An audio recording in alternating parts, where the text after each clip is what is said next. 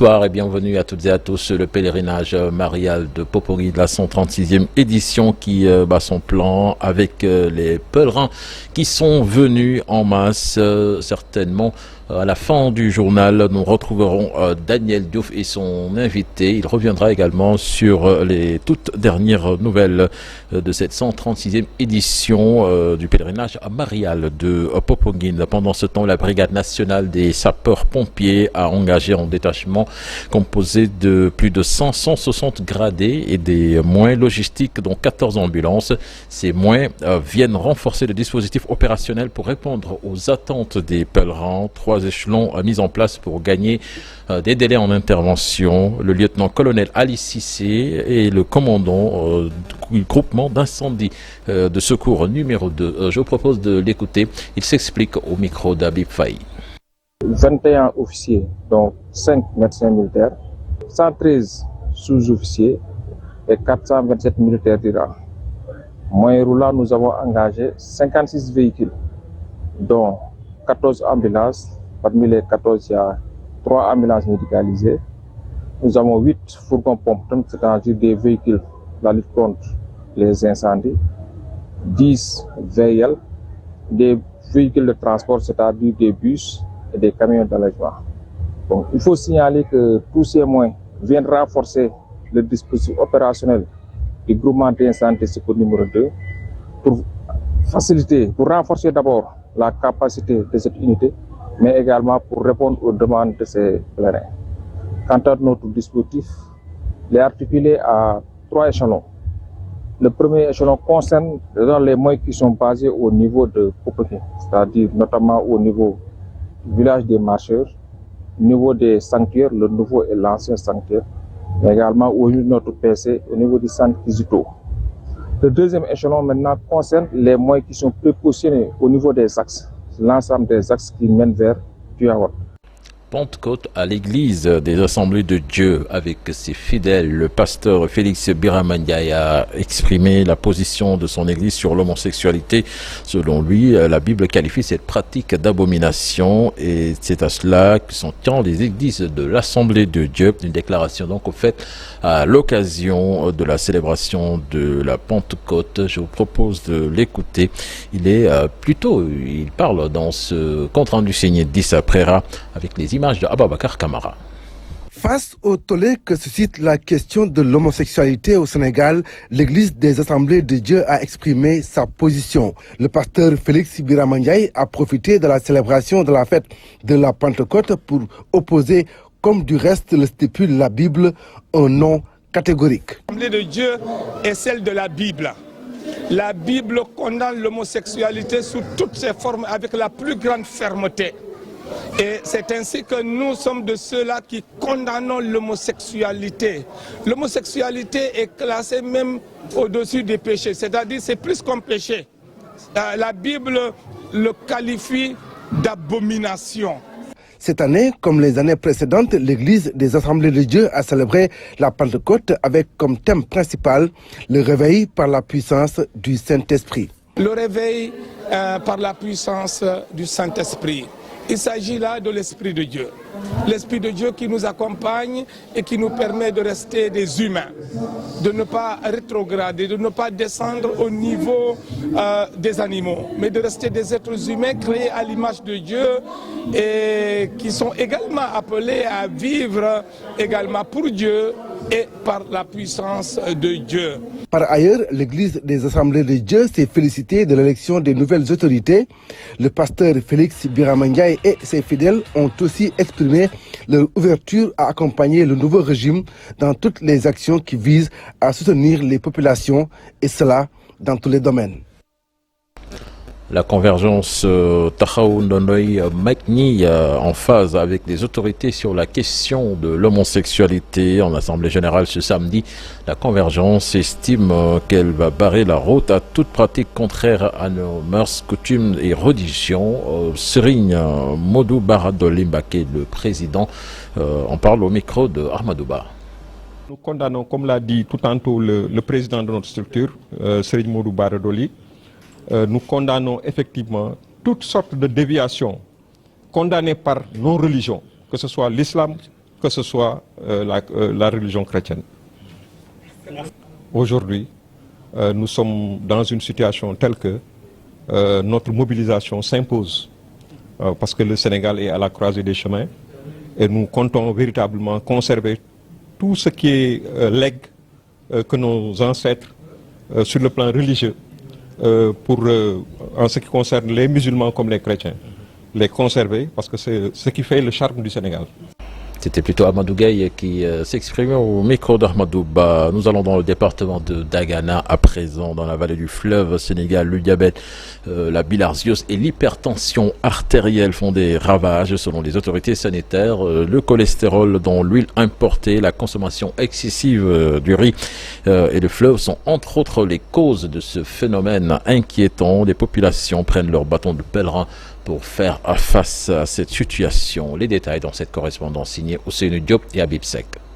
À Dagana, les autorités sanitaires sont sur le qui-vive pour faire face aux multiples maladies qui déciment la population, notamment le diabète, l'hypertension artérielle et la bilharziose. C'est ce qui a poussé les populations de cette partie nord du pays à accentuer la sensibilisation pour éliminer définitivement ces maladies dans le Waalo. Les pathologies qu'on peut trouver ici, on peut noter également l'HTA, mais aussi le diabète. Mais aussi, on peut noter aussi les parasitoses comme la bilharziose et d'autres parasitoses dues aux eaux qu'ils utilisent venant du fleuve. Dagana est un département entouré d'eau, c'est pourquoi la bilharziose continue de faire des ravages. Pour le diabète également, la consommation de l'huile importée non contrôlée est la cause de cette maladie. Les facteurs de, c'est ce que j'expliquais tout à l'heure, mais les facteurs de risque, la consommation du riz, aussi sur l'huile, qui favorise l'hypercholestérolémie et d'autres choses. Pour le mouvement Yaka Taku Sokoli Waalo, la sensibilisation doit se poursuivre dans tout le département pour permettre à la population de vivre normalement. Nous avons organisé cette journée à Dagana parce que les populations ont besoin de ça. Aujourd'hui, beaucoup de personnes sont malades, c'est pourquoi nous sommes déterminés à continuer la lutte pour répondre à l'appel du président de la République, Bassirou Diomaye Faye. Aujourd'hui, les fils de Dagana se mobilisent. Ils comptent sillonner beaucoup de villages pour porter le message et sensibiliser la population sur ces différentes maladies. Nous allons à Thiès à présent avec les mécaniciens de la ville qui se sont tous mobilisés pour mener des actions citoyennes. Ils ont nettoyé la gare routière et plusieurs artères de la ville et demandé aux mécaniciens de pérenniser ces actions. Ils exhortent l'État du Sénégal à créer des sites de recasement et des garages modernes pour former les jeunes. On voit cela dans cette correspondance signée Cheikh Anta Diop.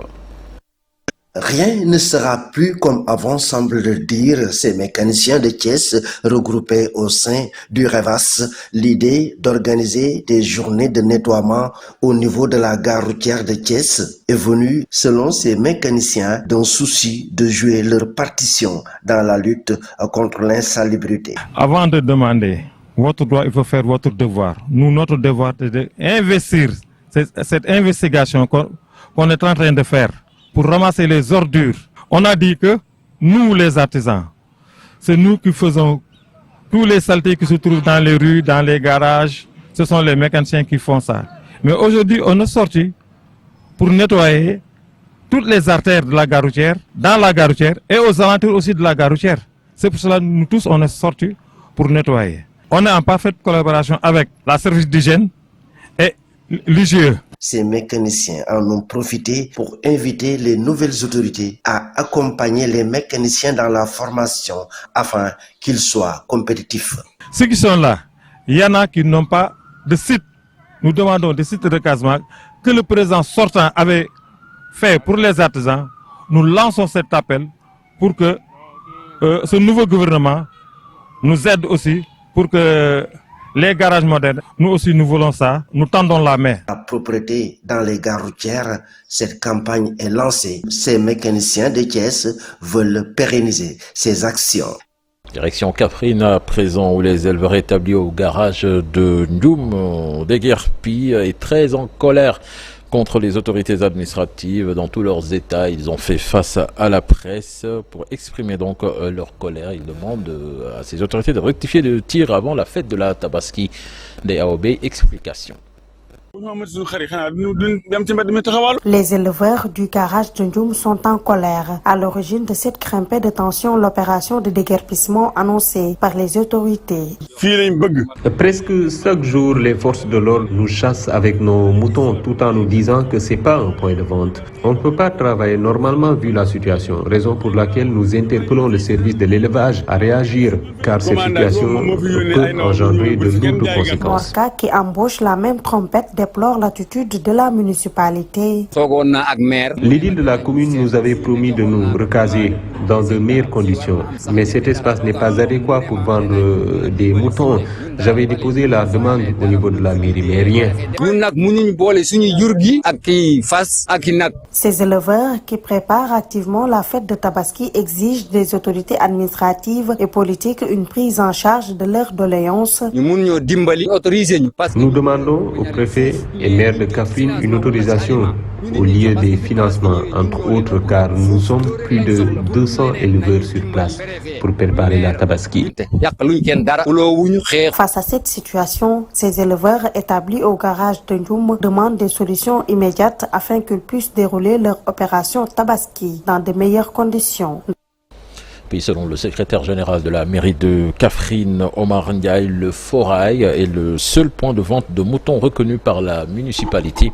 Il estime que les techniciens sont à pied d'œuvre pour un aménagement interne du Forail. Il invite les éleveurs à coopérer avec la municipalité pour un bon déroulement de leurs activités. Nous allons dans le sud du pays à présent avec la détresse des acteurs qui s'activent dans la pêche de la crevette à Ziguinchor. La ressource halieutique se fait de plus en plus rare et sa valeur marchande est en baisse vertigineuse. Et c'est pour aider ces acteurs à sauver leurs activités que le projet SNREM a décidé de mettre en place un plan d'aménagement. Il a été présenté aux acteurs en présence de la tutelle technique. Les explications de Lamine Ba. La crevette se fait de plus en plus rare dans les zones de pêche à Ziguinchor. Les acteurs qui s'activent dans la pêche de cette ressource halieutique expliquent que la valeur marchande du produit connaît une baisse vertigineuse. Une situation qui a fini de les plonger dans un profond désarroi. La crevette était très importante, mais ce n'est plus le cas. C'est parce qu'aujourd'hui, si nous pêchons la ressource, on a d'énormes difficultés à les écouler. C'est revendu à un prix très bas. C'est pourquoi nous nous dirigeons vers les pays de la sous-région pour l'écouler. Mais en vain, cela a participé à dégrader sensiblement notre niveau de vie. Face à cette détresse des acteurs, l'État du Sénégal et le projet SNREB ont décidé de mettre en place un plan d'aménagement pour mieux organiser la régénérescence de la ressource. Le dit plan a été présenté aux acteurs en présence des responsables du projet et de la tutelle technique. Le plan d'aménagement, on peut dire que c'est une voie contournable. C'est la meilleure forme de gestion.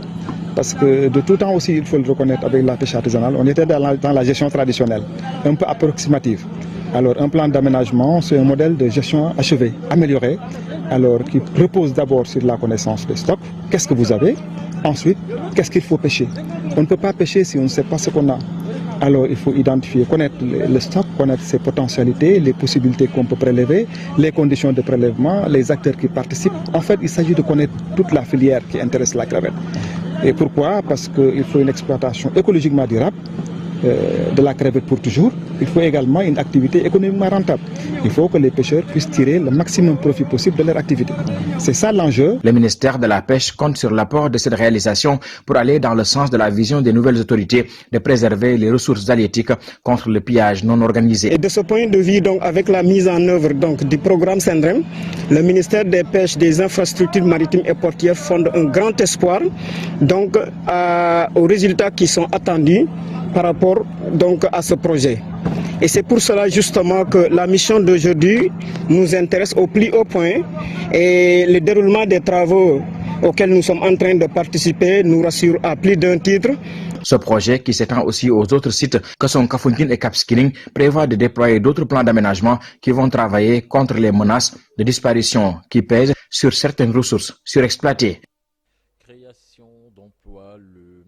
De la microfinance et de l'économie sociale et solidaire annonce la création donc de plus de 1100 nouveaux emplois avec la mise en place des volontaires de l'économie sociale et solidaire, des agents qui se chargeront du suivi prêt et autres financements accordés au Thiers, le docteur Alioune John, le ministre des Finances, plutôt, de la microfinance plutôt. On parle au micro de Babacar Diouf. Alioune Diop profite plus aux autres qu'aux fils de Bombay. Ce que nous voyons aujourd'hui, c'est des gens qui viennent des autres localités, qui bénéficient des emplois qui sont générés par l'université. Rares sont les fils de Bombay qui travaillent à l'université et ces fils-là jouent le second rôle avec des salaires très dérisoires. Il y a des fils de Bombay qui, depuis l'ouverture de l'université, sont là, mais peinent à avoir des contrats ou à être embauchés. Une situation que les populations ne peuvent plus accepter. C'est du moins ce qu'elles ont dit. À défaut d'avoir un fils de Bombay, nommer un directeur qui fera de Bombay sa priorité, car rien ne sera plus comme avant. Un comité d'alerte et de veille sera mis en place, composé de jeunes, de femmes et de sages, pour lutter pour l'intérêt des populations de Bombay. Mbaye et le collectif mis en place exigent la promotion des fils de Bombay. Nous crions notre ras-le-bol et demandons si possible aux nouvelles autorités que un fils de Bombay soit nommé à la tête de l'université de Bombay pour prendre en charge les préoccupations des populations, car Bombay regorge de beaucoup de potentialités et de compétences. Ce collectif compte s'ériger en sentinelle contre toute décision contraire aux intérêts des populations du département de Bombay.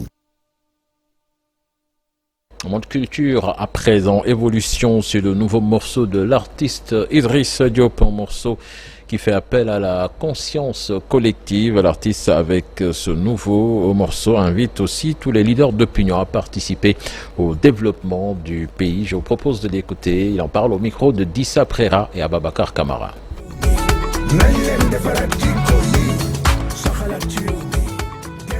Évolution est une invite au changement, un hymne à la prise de conscience collective.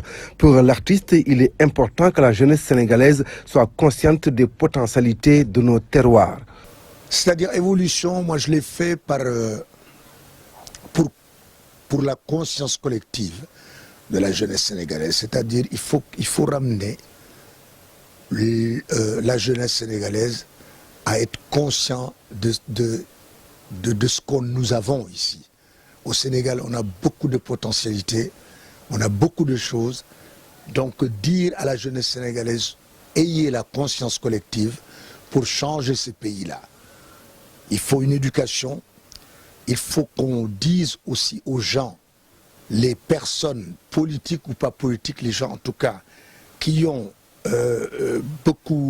beaucoup de choses à faire dans ce pays-là, à construire ce pays-là, mais ne pas délapider nos richesses et l'amener ailleurs. La chanson ne s'adresse pas uniquement à la jeunesse. Les dirigeants, qu'ils soient politiques, économiques, sociaux et culturels, également sont interpellés. Idriss Diop estime qu'il est temps que tous ensemble et chacun dans son domaine mettent la main à la pâte pour construire le pays. Donc c'est cet élan-là que moi je prône. Cette chanson-là, Évolution, simplement parle de ça. Je l'ai sortie parce que je me suis dit, ah, voilà un vent nouveau là. Voilà un gars qui s'appelle Ousmane Sonko qui est arrivé. Voilà un gars qui s'appelle Diomaye Faye qui est arrivé. Donc j'ai sorti cette chanson-là pour justement simplement appeler la jeunesse sénégalaise et la jeunesse africaine en général pour construire l'Afrique, pour construire notre Sénégal. Et ça passera que par des messages comme ça. Et j'invite d'ailleurs les musiciens en général, tous les chanteurs du Sénégal, à faire attention avec ce qu'ils écrivent. Parce que dans la musique, il n'y a pas que certaines choses. Oui, il n'y a pas que l'aspect festif. On peut faire la fête en conscientisant la jeunesse ou le pays. Donc j'appelle tous les chanteurs, que les textes-là soient des textes qui peuvent éveiller ou qui peuvent réveiller la jeunesse. Un thème d'actualité, mais aussi une musique à l'ère du temps. Cette fois-ci, Idriss Diop a choisi un mélange entre le deep house, le jazz et le lounge, appelé Amapiano. l'actualité internationale à présent avec le président iranien Ebrahim Raïssi, victime d'un accident d'hélicoptère survenu ce dimanche dans le nord-ouest du pays selon des responsables et des médias officiels. Le chef de l'État se trouvait à bord de l'appareil en compagnie du ministre des Affaires étrangères Hossein Amir Abdollahian, du gouverneur de la province et du principal imam de la région. Ebrahim Raïssi était en déplacement dans la province iranienne de l'Azerbaïdjan oriental située dans le nord-est du pays. Les secours s'affairent dans la zone montagneuse de l'accident, proche de Jofla, une ville située non loin de la frontière avec l'Azerbaïdjan. Dans la journée de dimanche, les recherches ont été difficiles en raison des conditions météorologiques dont on épais brouillard. Nous parlons de la situation en République démocratique du Congo avec des tirs qui ont été entendus ce dimanche autour de la résidence du vice-premier ministre Vital Kamerhe à Kinshasa. Le porte-parole des forces armées évoque une tentative de coup d'État impliquant, selon lui, des étrangers et des Congolais qui ont tous été mis hors d'état de nuire. Leur chef, y compris, a-t-il ajouté. Le général Sylvain Ekenge appelle la population à vaquer librement et tranquillement à ses occupations. Retour sur la 136e édition du pèlerinage marial de Popenguine avec la cité religieuse qui a fait le plein de pèlerins. Pour en parler, nous sommes avec Daniel Diouf pour les dernières nouvelles donc de ce pèlerinage. Daniel Diouf, bonsoir. Bienvenue ici à Popenguine, la cité religieuse où nous sommes depuis samedi. C'est pour les besoins du pèlerinage marial, la 136e édition qui bat son plein ici. Nous sommes donc de plein pied dans l'événement. Nous avons le plaisir d'ailleurs d'accueillir ici Jean-Jacques Fall qui est un des membres du comité d'organisation du pèlerinage marial. Bonsoir monsieur. Bonsoir Daniel. Voilà, je le disais tantôt, on en est à la 136e édition qui est marquée du moins par son thème, c'est-à-dire un thème qui parle de justice et de paix dans un contexte que l'on connaît déjà, un contexte qui a été marqué par le passé, par des mouvements sociopolitiques. Est-ce que le thème a été choisi en tenant compte de ce contexte ou alors c'est quelque chose qui a été pensé indépendamment de ce contexte ou bien qui a été réfléchi bien avant ce contexte? Merci Daniel. Permettez-moi d'abord, avant de revenir à votre question, de saluer tous nos téléspectateurs, de saluer tous les agents de TFM, avec à sa tête bien sûr le directeur général, saluer tous ceux qui bien sûr ont fait le déplacement pour venir ici à la 136e édition du pèlerinage. Alors pour revenir encore une fois de plus à votre question, à savoir le thème qui nous anime particulièrement dans cette 136e édition, le thème s'intitule comme suit: avec Marie notre mère, marchons pour un Sénégal de justice et de paix. Alors, ce thème a été choisi, j'allais dire, par les directeurs des œuvres, parce que ce sont les directeurs des œuvres qui s'occupent de ce qu'on appelle l'apostolat des laïcs dans chaque diocèse. Et au mois de novembre, ces directeurs des œuvres se sont réunis, ils ont fait une proposition de 3 thèmes à la conférence, à la province ecclésiastique donc de Dakar. Et parmi ces thèmes, l'évêque qui est bien sûr à l'honneur, mais il choisit parmi ces 3 thèmes, un thème, c'est ce thème-là qui sera bien sûr à l'honneur par rapport à l'édition du pèlerinage. Alors il faut le dire bien sûr, au moment où on choisissait ce thème, c'est un thème d'actualité. Actualité dans ce sens que nous étions dans une dynamique, j'allais dire, de difficulté pour notre pays, le Sénégal. Et c'est pour cela donc, nous avons pensé que il est important qu'on interpelle les gens par rapport au bon vivre ensemble, si je peux ainsi m'exprimer, par rapport à la paix, par rapport à la justice, parce que simplement nous pensons qu'on ne peut rien faire s'il n'y a pas la paix, on ne peut rien faire s'il n'y a pas la justice. Donc voilà un peu ce qui avait animé nos directeurs des œuvres et partant bien sûr nos pères évêques qui ont bien voulu bien sûr camper bien sûr le thème, en pensant bien sûr à notre cher pays, le Sénégal.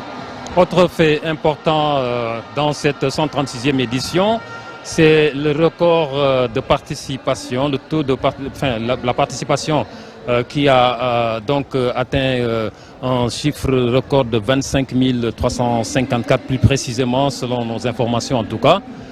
C'est du jamais vu.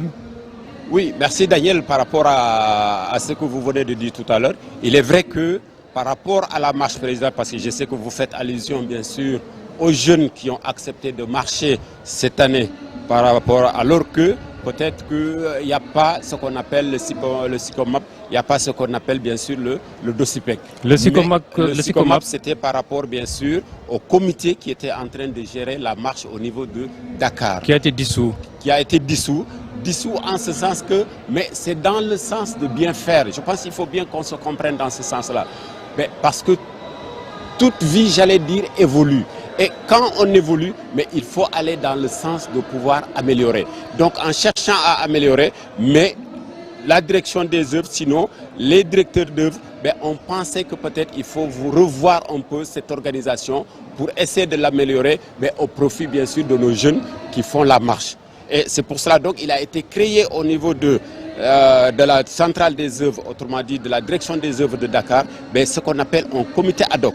Et ce comité ad hoc, il s'est appuyé sur les différents doyennés avec dans chaque doyenné ce qu'on appelle donc un prêtre qui assure bien sûr le travail, mais en rapport toujours avec la direction des œuvres.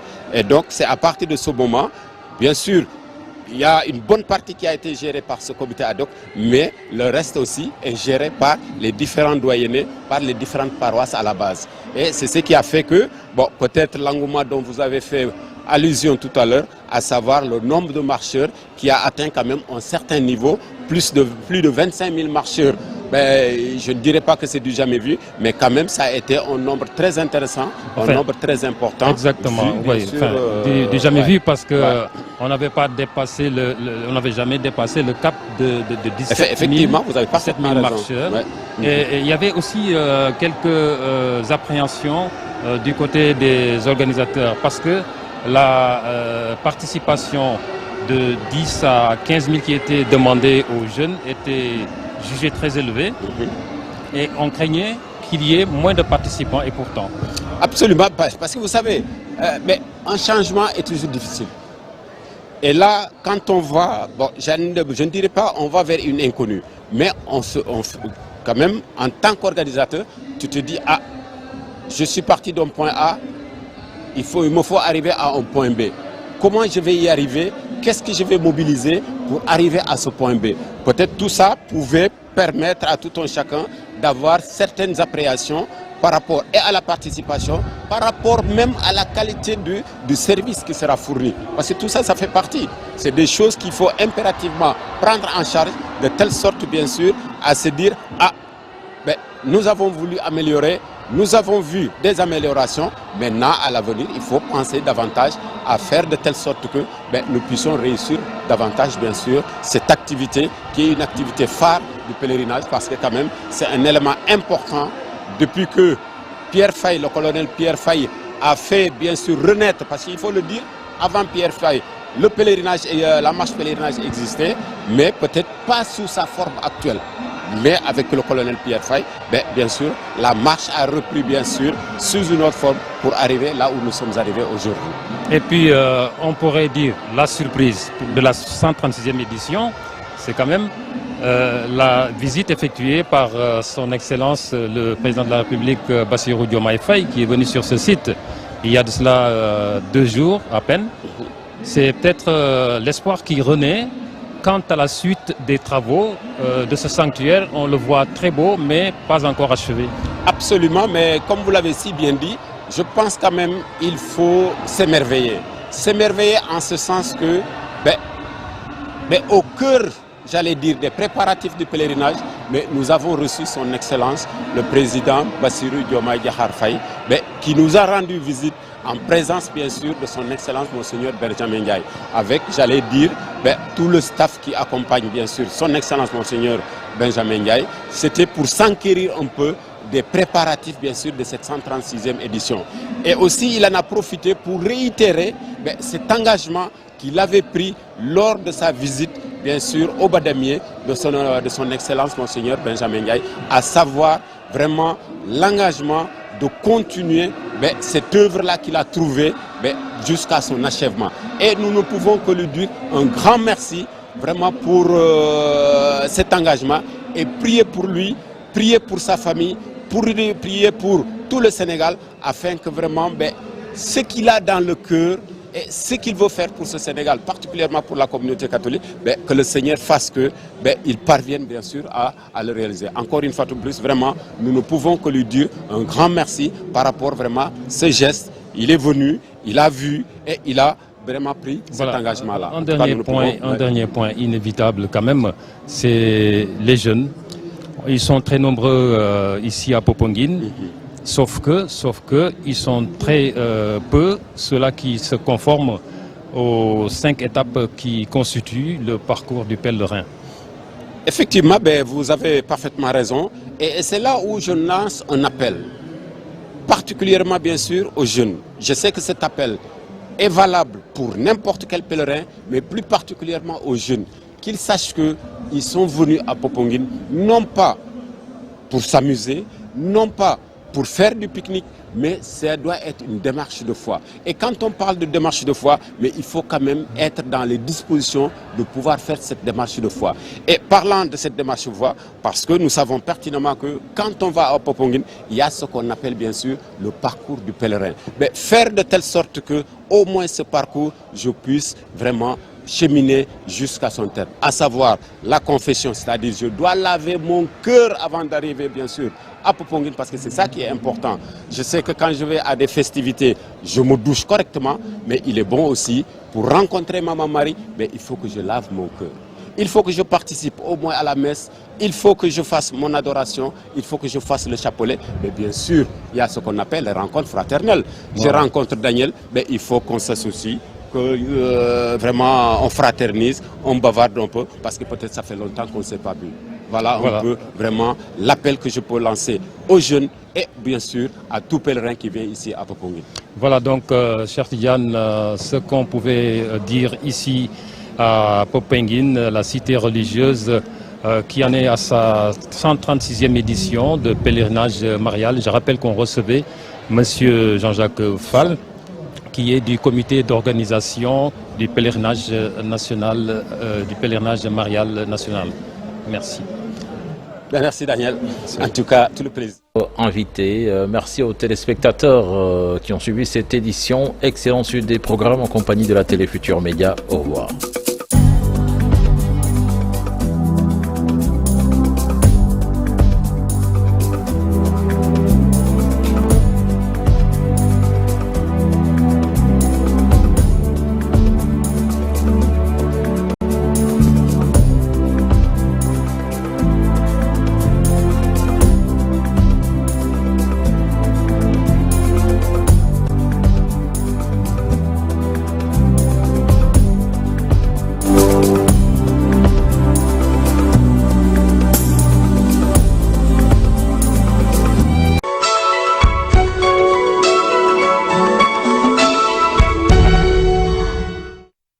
ak Maggi Arôme sa wàññi ngi gën a yànja gën a melax ak yow tamit Maggi Arôme am na ingrédients yi nga sopp yépp cafka gi xeet gu neex gi ak couleur dorée bii ci arôme Maggi ak soble piment vert ak laaj